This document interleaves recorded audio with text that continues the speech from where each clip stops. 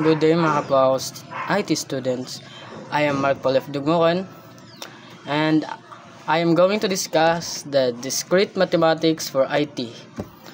First one is the topic 1, sets and relations. So we have the introduction to sets.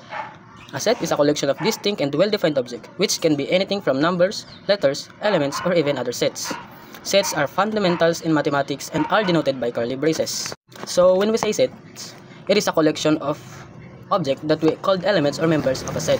So, pag sinabi nating set, para siyang grupo ng object na mayroong certain description and then group sila as isang sets. Example, a set of silverware, a set of encyclopedia. So, this is the most important application of sets. So, we have example of sets in math, such as a set of counting numbers, a set of points. So, ito yung mga possible example of sets sa math. So, kapag sinabi natin set sa mathematics, dapat well-defined. Meaning, if we are giving a particular object, we know whether that particular object is an element or not if the set so. Halimbawa, kapag sinabi natin set of integers, so, alam natin agad yung magiging member ng set na yon. Like example, any set of integers like negative 1, negative 2, 0, 1, 2, 3. Ibig sabihin, well-defined siya. Kasi alam natin kung ano yung mga members or elements ng set na yun. Pag sinabi naman natin not well-defined, hindi tayo sure or subjective siya. Kung pwede maging elements o members ng set is depende sa opinion ng tao. So we have the basic set operations. The first one is union. The union of set A and B, denoted as A union B, is a new set that contains all elements that are in either set A or set B or both. So kapag sinabi nating union, ito ay ang pagsasama ng lahat ng elements mula sa dalawang set.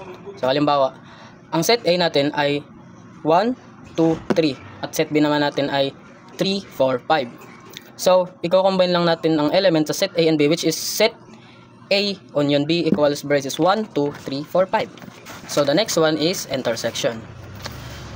What is intersection? The intersection of two sets A and B, denoted as A intersection B, is a new set that contains all elements that are common to both set A and set B. So, pag sinabi nating intersection, it is the element na mayroon magkapareho sa dalawang set. Halimbawa, set A braces 1, 2, 3, set B braces 3, 4, 5. Titignan lang natin kung ano ang magkaparehong element sa set A and B, which is number 3. So, we have set A intersection B equals to braces 3. So, the last one is complement.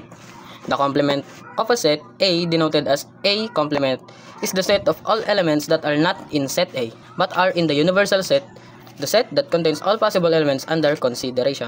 Ibig sabihin nito ay ang lahat ng elements sa universal set na wala sa isang set. Halimbawa, universal set equal to braces 1, 2, 3, 4, 5 at set A equal to braces 2, 4. So we're going to look at the elements kung saan ay ang mayroon sa universal set na wala sa set A, such as element 2 and 4. So our answer is A complement equal to braces 1, 3, 5. Let's proceed to the relation and their types. Introduction. Relations are a fundamental concept in discrete mathematics that help us describe connections or associations between elements and sets. So we have a definition of relations. A relation R between two sets A and B is a subset of the Cartesian product A x B. In simpler terms, it is a set of ordered pairs A, B, where A is from set A and B is from set B, where represent a relation as R, AB, or simply AB. So, ang relation ay isang set ng ordered pairs which is AB. For example, if A braces 1, 2 and B braces XY, pagsasamahin lang natin ang dalawang set using Cartesian product. So, magiging A times B equals to braces close and open parenthesis 1x and 2y. It means ito ang relation from set A to set B. So, let's proceed to the types of relations. Number 1 is reflexive relations. A relation R on a set A is reflexive if every element in A is related to itself. So, sa madaling salita, ang reflexive relation ay parang salamin, like bawat elements are always connected to itself. For example, if A is the set of all people, a reflexive relation called B is related to. Every person is related to themselves. Next one is symmetric relation.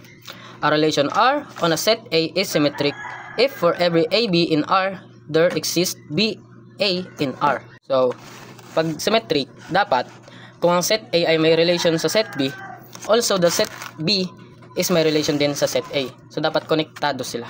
The last one is transitive relation.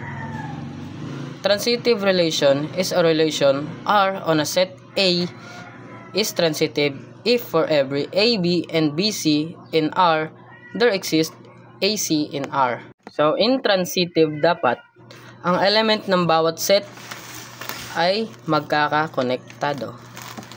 Now, let's proceed to topic 2, which is logic and propositional calculus. Proposition is a declarative sentence na nagsasaad ng katotohanan. It may be either true or false but not both. So, in propositional calculus, we have the logical connectives. These are operators used to combine or manipulate propositions. The first one is negation or not. Ito ay opposite or inverse ng statement. If the statement is false, tapos pagyan mo ng negation, ito ay magiging true siya. And the second one is conjunction. So, kailan ba siya magiging conjunction? Kapag kinombine mo yung mga statement at ang ginamit mong logical connectives ay and sa statement na yon, ang tawag mo doon ay conjunction. Kumbaga, pagkokonektahin mo lang ito. The next one is disjunction. Disjunction represent it is true when at least one of the proposition is true, meaning it is true if one statement is true, the other statement is true, or both are true. It is only false if both statements are false. Next is implies or implication. Implies or implication, it is true unless the antecedent is true and the consequent is false. Meaning, the statement is considered false only when P is true and Q is false. Otherwise, it is considered true. The last one is if and only if. It is true when both propositions have the same truth value. So, let's proceed to topic 3, which is proof technique. So, we have the common proof methods used in mathematics, which is direct proof, proof by contrapositive, proof by contradiction, and mathematical induction. So, we are going to explain the direct proof. The direct proof, isa to sa madaling salita sa direct proof, ay pinapakita na kung ang mga premise ay totoo, dapat din na ang conclusion ay totoo. Next one is contrapositive. Contrapositive, it is a valuable technique for proving statement involving implications. By proving contrapositive, you can establish the truth of the original statement. This method can be especially helpful when direct proof is challenging or complicated. So, the third one is proof by contradiction. Proof by contradiction, it means by assuming the opposite and deriving a contradiction, you can prove the original statement. And the last one is by using mathematical induction.